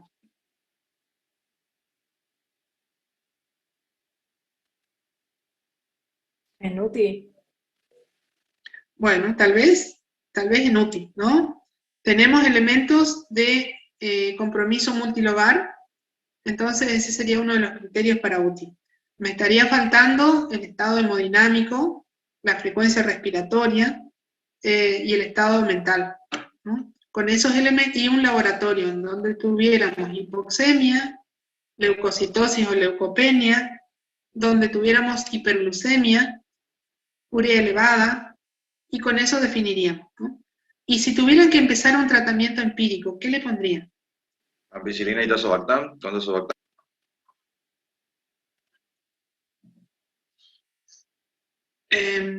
Piperacilina, tazobactam, no ampicilina. La asociación es piperacilina, tazobactam. ¿Están de acuerdo?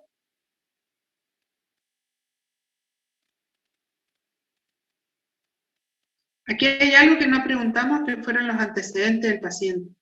Si estuvo internado, si tuvo puerta de entrada de alguna infección por piel o por otro lugar, si estuvo con tratamiento antibiótico previo.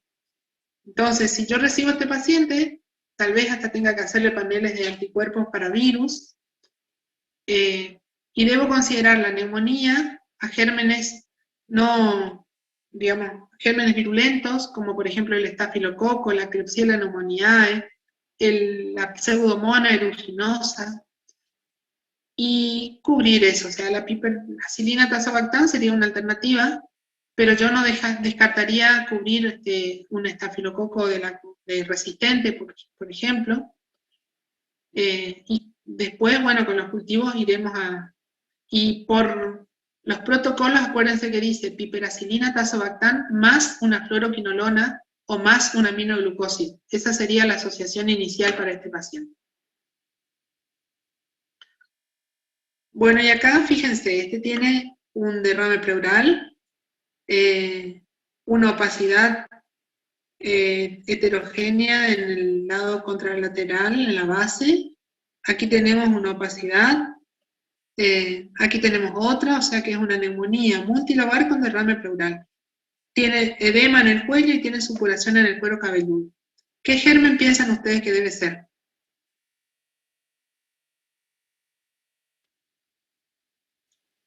Lesión de piel. Estáfilo. Qué feo un estáfilo. Entonces, en estos casos, uno debe considerar cubrir estafilococo.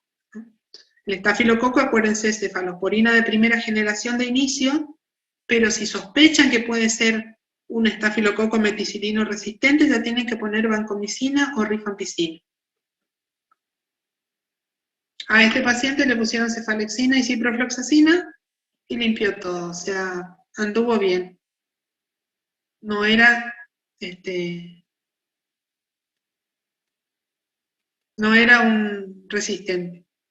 Aquí tenemos otra, fíjense, una gran zona de opacidad heterogénea en un paciente tabaquista que inicialmente le indicaron claritromicina. Venía con pérdida de peso, fiebre, tos, expectoración.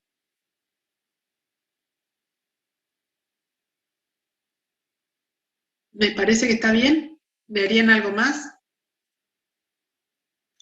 ¿Una tomografía por los antecedentes de tabaquismo?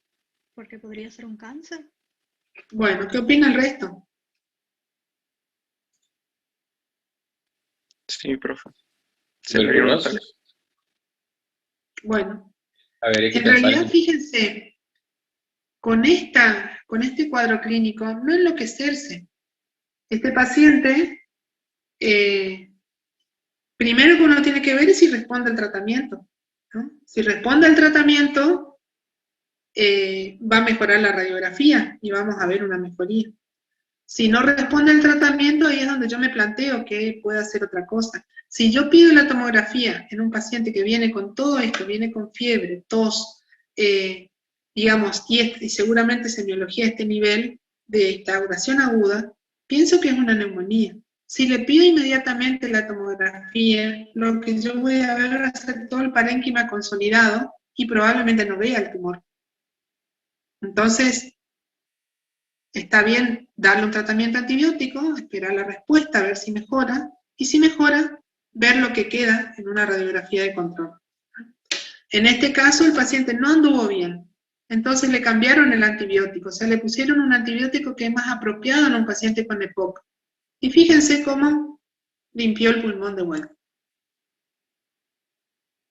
Eso era las 72 horas más o menos.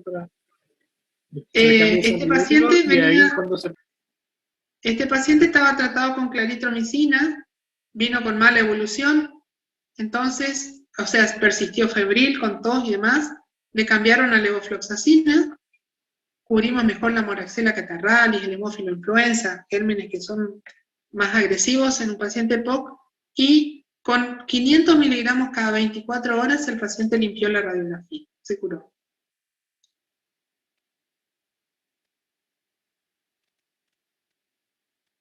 Profe. Bueno, acá tienen otra, aquí tenemos una consolidación de aspecto atelectásico porque me levantó la cisura para arriba, ¿ven?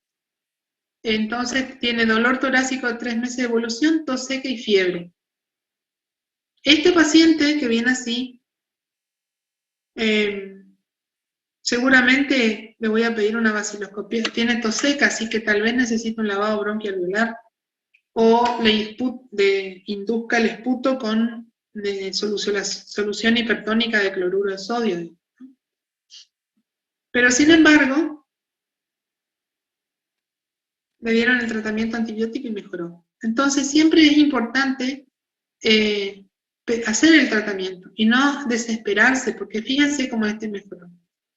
Yo me acuerdo hace unos años un paciente que tuvimos así que vino con una radiografía muy fea, parecía a esta, pero era peor, todo el lóbulo superior estaba involucrado. Era un peón rural y hizo una muy mala evolución, o sea, tuvimos que cambiar esquema antibiótico y demás, y nuestro pensamiento era que tenía un cáncer de bajo. Después de un mes se limpió absolutamente todo y quedó sano el hombre, se volvió al campo. Entonces siempre hay que pensar en el contexto, digamos. O sea, es importante la historia clínica, es importante el examen físico, son importantísimos los antecedentes, y hay que ser cauteloso con el inicio del tratamiento antibiótico. Siempre pensando que inicio lo ponemos empírico en muchos pacientes, y que ajustamos en los que hemos pedido cultivos a los 48 a 72 horas si es que hace falta. ¿Alguna pregunta con neumonía de la comunidad? Profe, para diagnosticar neumonía, ¿no hace falta la radiografía de perfil?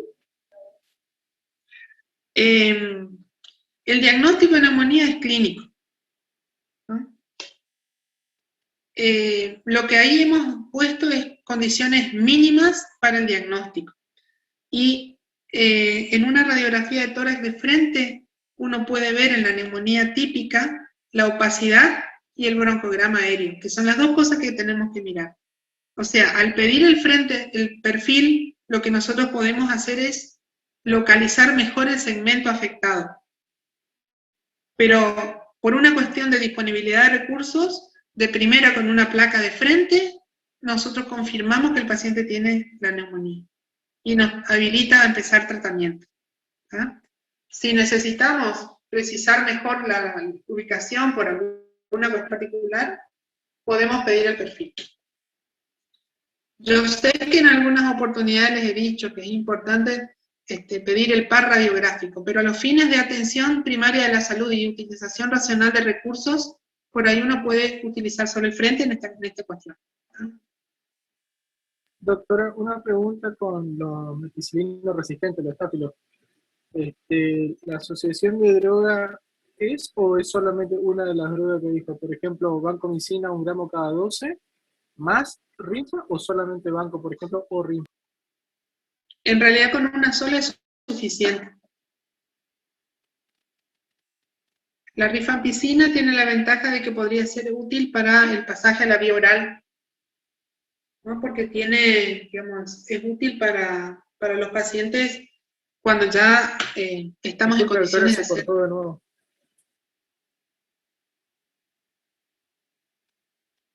Yo le había preguntado si era rifampicina más vancomicina. Una sola. Con una sola es suficiente. Con una sola es suficiente. La rifampicina sirve para el pasaje a la vía oral. Perfecto. Gracias. Disculpe porque se me había cortado y de nuevo se me cortó. Bueno, sigamos con la neumonía intrahospitalaria. Que nos queda. Entonces, decimos que una neumonía es intrahospitalaria o adquirida en el hospital cuando aparece 48 a 72 horas luego del ingreso hasta 15 días después del alta.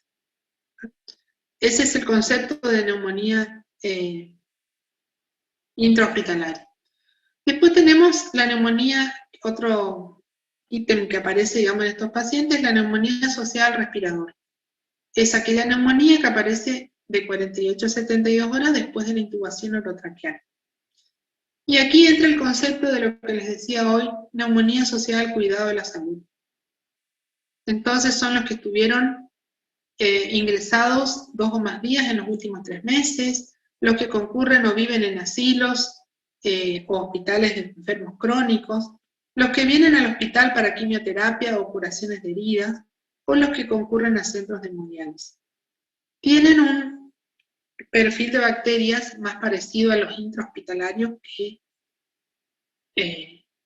los que vimos como neumonía de la comunidad, ¿ah? Por eso se los considera. Fíjense, la neumonía hospitalaria es la infección hospitalaria más común y los pacientes con neumonía hospitalaria fallecen en alrededor del 50% de los casos. El respirador hace que sea muchísimo más frecuente, entonces son enfermedades que aparecen con la tecnología.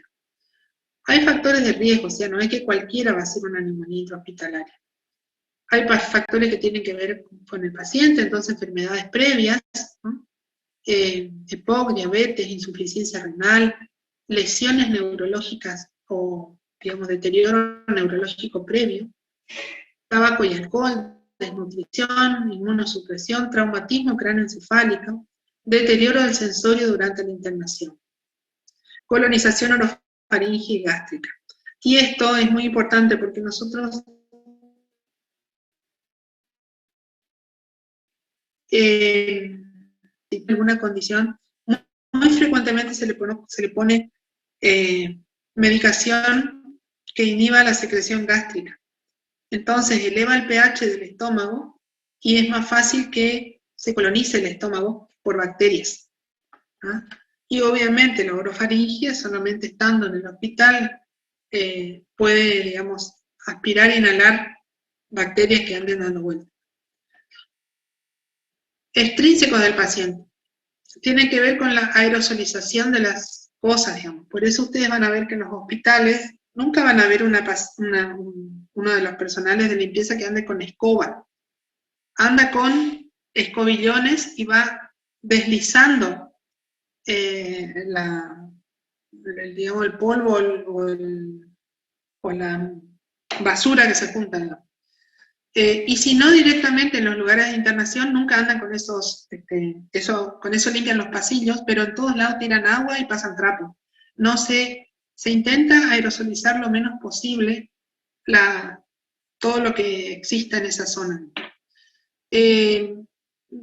Practicar una traqueostomía, se les practica a los pacientes que están más de 10 días con el respirador para un mejor manejo de la vía aérea.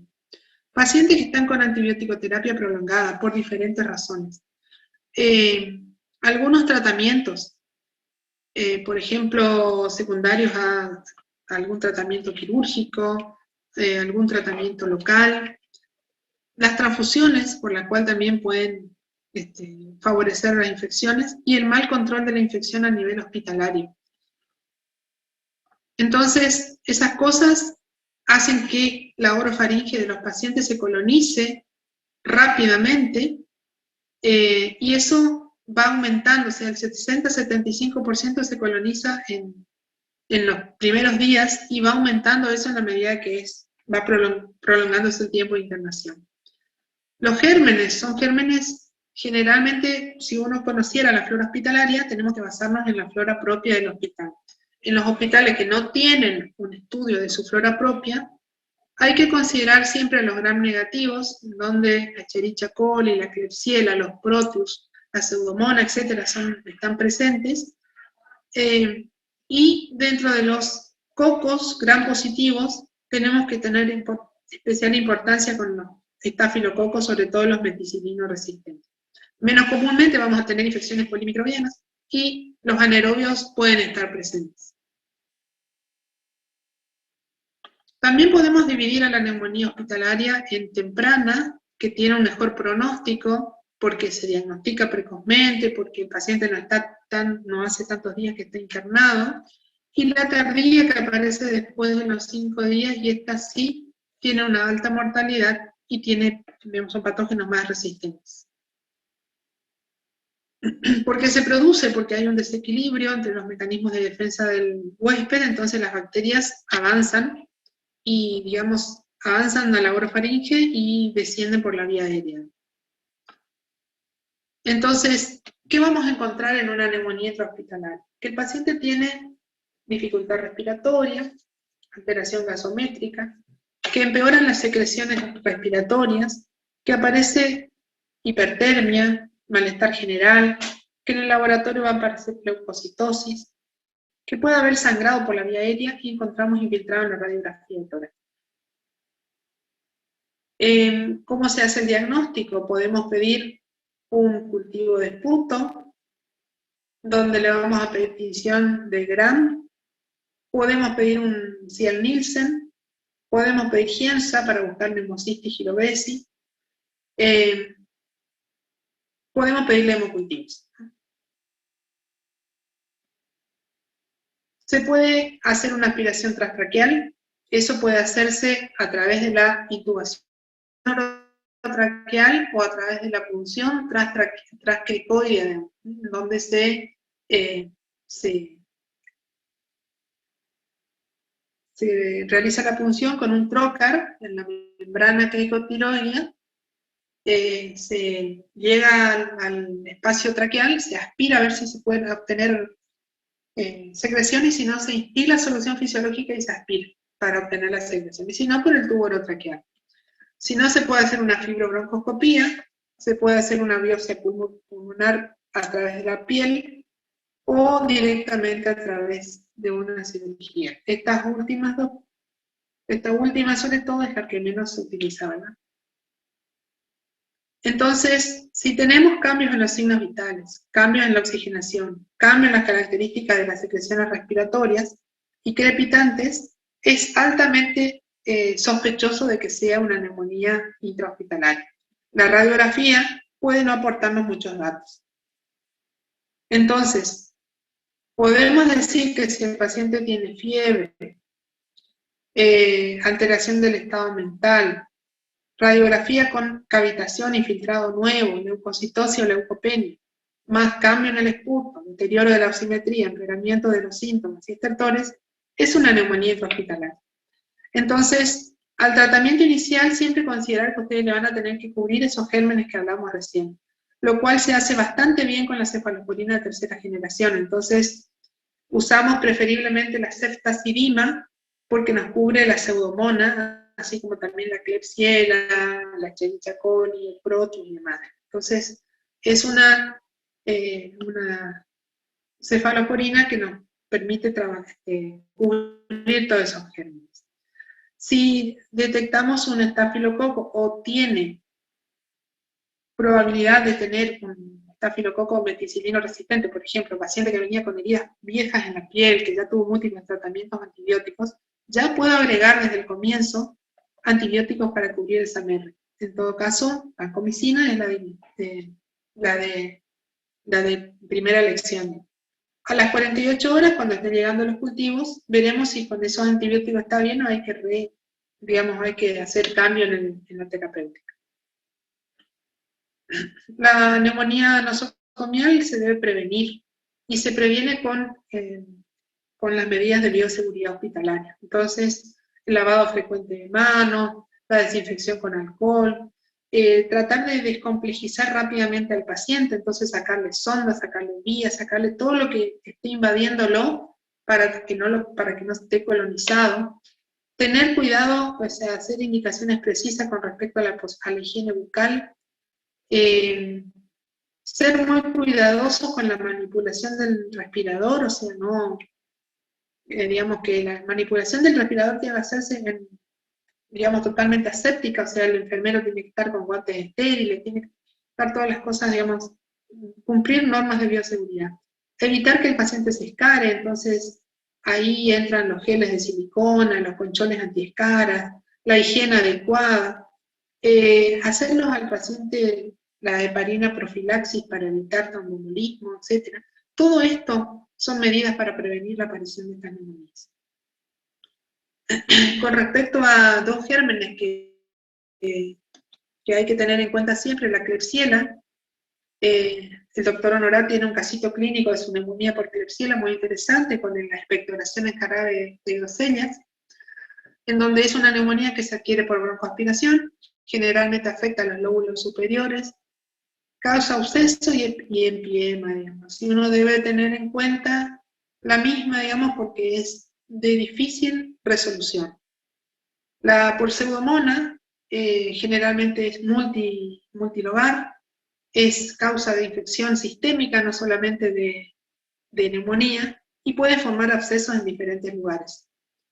Entonces, estas cosas requieren un tratamiento apropiado, los antibióticos en buena dosis. Fíjense que la ceftazidima debe hacerse en dosis máxima, que son 6 gramos día, no 3 gramos como para las infecciones estándar.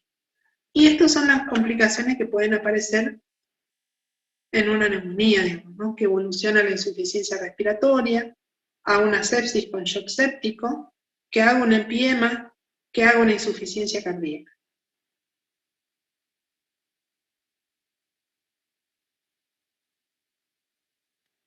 No nos va a dar el tiempo, pero vamos a tratar de terminar los dos temitas el absceso pulmonar, que es la presencia de una cavidad en el pulmón secundaria a la necrosis del parénquima por una infección.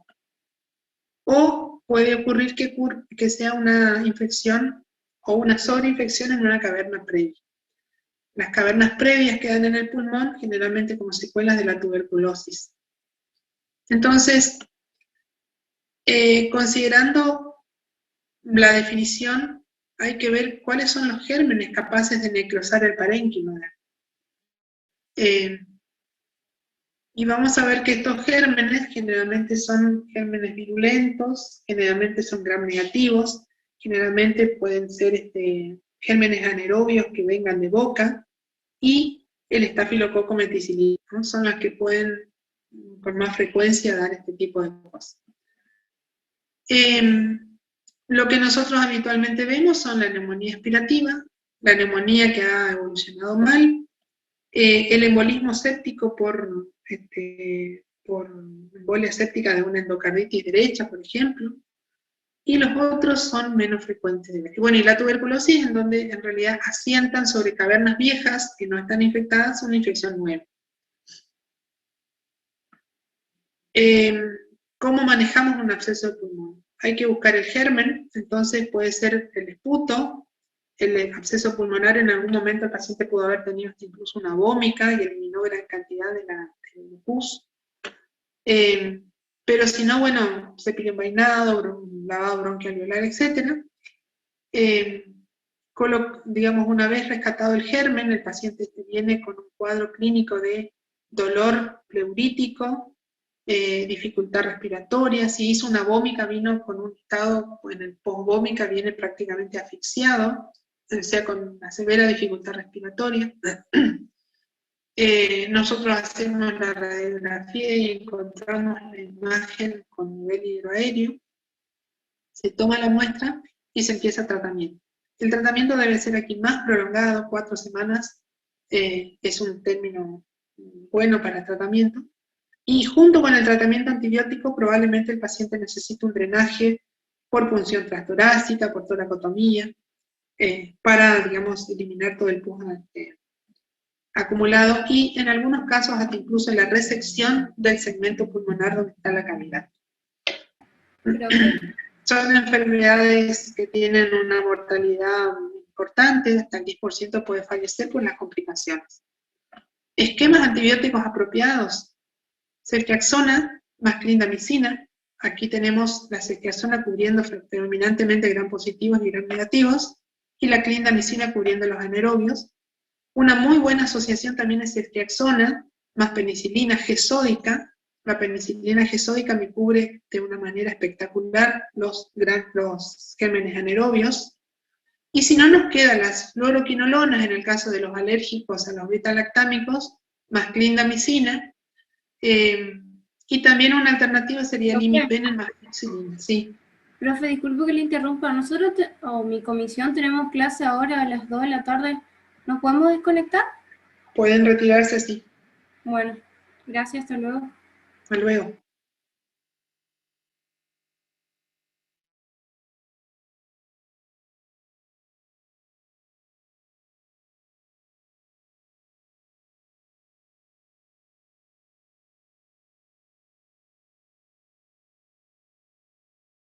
¿Se le colgó? ¿Puede ser?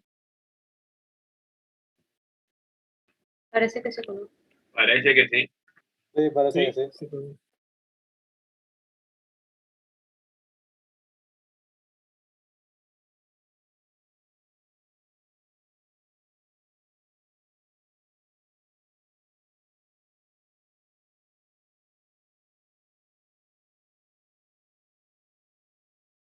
El hidroaéreo. Otra, de toda la pared. Profe, ¿no se le escucha? Se trancó el Zoom. Sí, se cortó el audio, profe. Me parece que salió directamente.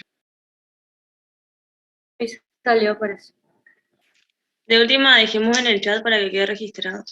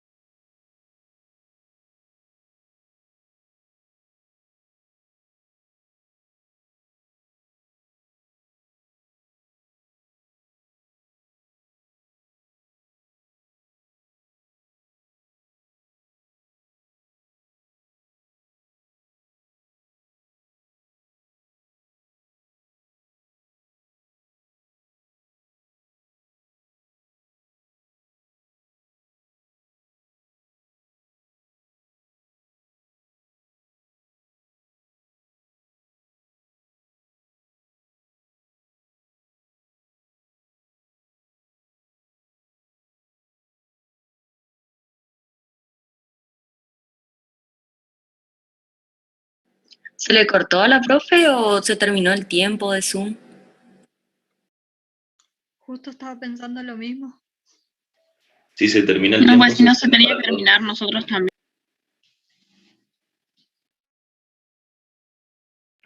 Para mí que se le colgó nomás.